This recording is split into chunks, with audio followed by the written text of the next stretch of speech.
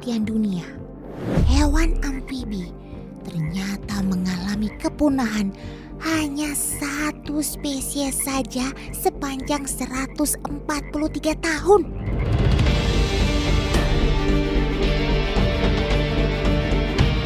Akan tetapi, ternyata sejak tahun 1980, daftar merah IUCN mencatat antara 9 sampai 122 spesies amfibi diduga mengalami kepunahan.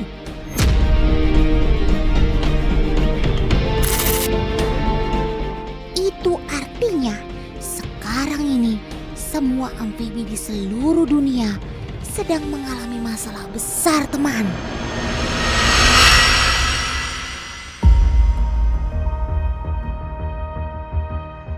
Penyebabnya, apalagi kalau bukan aktivitas manusia yang mengakibatkan polusi, pengerusakan habitat, pencemaran lingkungan, dan tentu saja pemanasan global suhu bumi.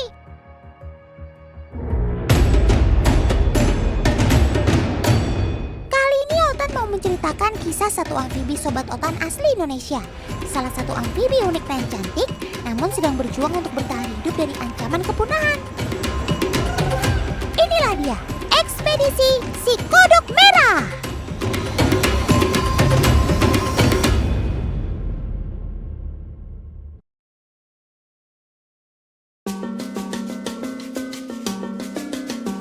Ngomong-ngomong soal amfibi, sejatinya mereka adalah hewan yang hidup di dua alam, teman.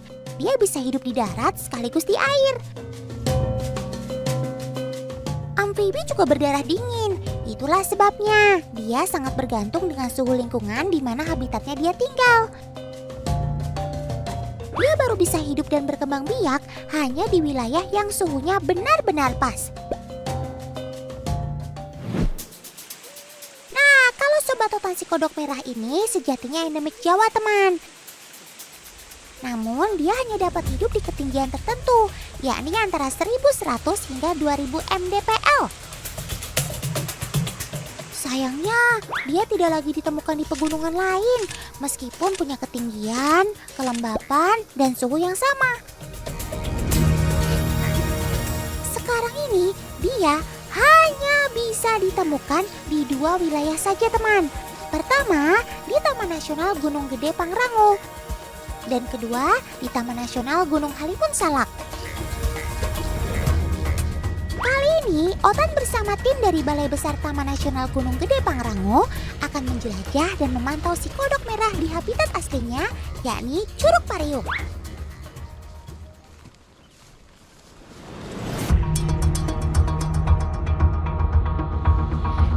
Untuk bertemu si kodok merah ini butuh perjuangan panjang, teman. Maklum saja, dia berada di wilayah hutan hujan di Pegunungan Gede Pangrango yang luas. Tim harus menyusuri medan berliku, menembus hutan dan menyeberang sungai hingga berkilo-kilometer.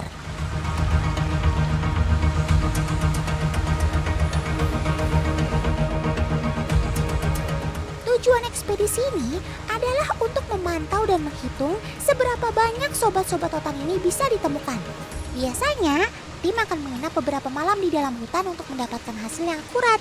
Maklum, teman, si kodok merah ini adalah hewan nokturnal. Artinya, mereka baru aktif di malam hari. Jadi mereka tidak akan mudah ditemukan saat siang hari dan memilih untuk bersembunyi di balik bebatuan dan pohon. Apalagi ukurannya hanya sebesar ujung jari.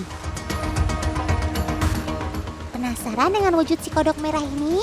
Sabar, teman. Tim ekspedisinya masih terus mencari tuh. Teman di rumah kalau mendengar suara ini pasti hafal kan suara apa? Ya, ini adalah suara kodok-kodok yang sedang bernyanyi, teman. Tapi bukan sembarang nyanyian loh.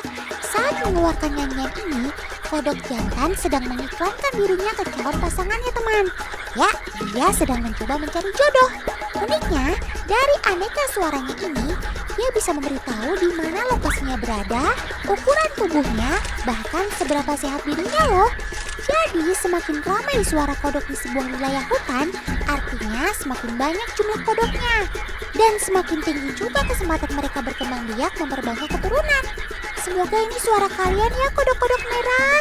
Uniknya, suaranya ini bisa keluar dengan cara menggelembungkan membran menjadi seperti balon. Ada yang gelembung membrannya di sekitar pipi, namun ada juga yang membrannya berada di dalam bagian dada. Nah kan, kalau sudah membesar, ukuran badannya jadi makin jumbo ya. Awas, hati-hati loh ya sob, jangan sampai meletus. Kayak balon hijau, dor, hatiku sangat kacau nanti.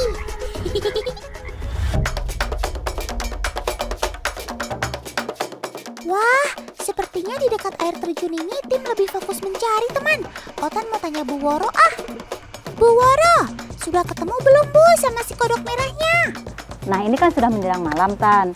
Biasanya kita dapat menjumpai kodok merah di sekitaran air terjun, sekitaran sungai, dan di tempat-tempat yang lembab. Wah, bener juga ya. Semoga deh ini adalah lokasi pencarian yang tepat.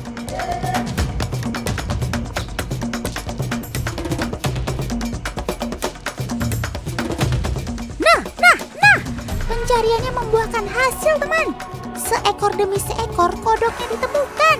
Tuh lihat man, warna merahnya pekat dan ada corak kuning menyala di punggungnya. Syukurlah, Otan dan teman-teman di rumah masih bisa melihat kalian lestari sob. Nah, tapi memegang kodok seperti ini hanya dilakukan untuk kepentingan penelitian ya. Kalau kalian menemukan mereka di alam, sebaiknya jangan dipegang sembarangan, apalagi sampai membawa mereka pulang. Itu sama saja perbuatan melanggar hukum.